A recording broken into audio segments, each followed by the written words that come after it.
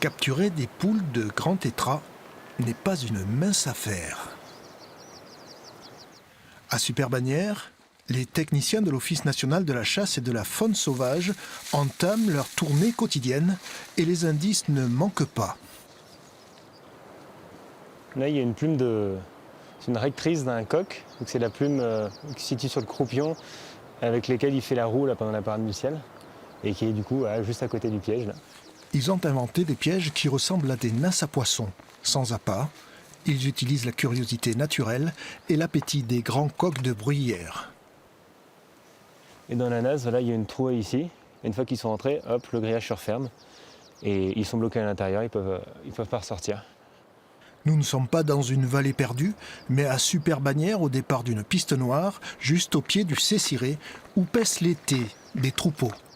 Les pistes de ski potentiellement créent aussi des ouvertures. Là, on voit bien juste en dessous là, qu'au milieu de la forêt, il y a une ouverture, qu'il y a une végétation un peu plus rase, avec énormément de nourriture, notamment pour les poussins. En 3 ans, sur 2 sites, les techniciens ont capturé une douzaine d'individus pour les équiper de colliers GPS qui fournissent des tonnes de données.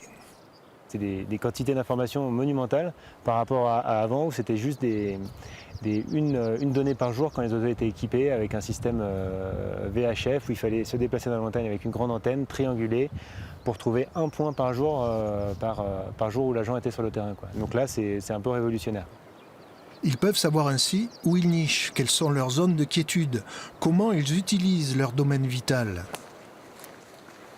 La préservation du grand tétras passe par l'implication de tous les utilisateurs de la montagne. C'est une espèce patrimoniale, tout le monde est intéressé, que ce soit des chasseurs, des protecteurs de l'environnement, même des citadins qui viennent en vacances ici, les locaux, enfin tout le monde a une image très positive de cet oiseau. Il faut trouver un compromis entre protection de ces habitats et activités économiques qui font partie aussi intégrante de ces territoires. Et voilà, il faut trouver un juste milieu. L'équilibre passe par du dialogue et des compensations consenties par chaque partie. Autour du grand tétras se joue le délicat pas de deux entre économie et écologie.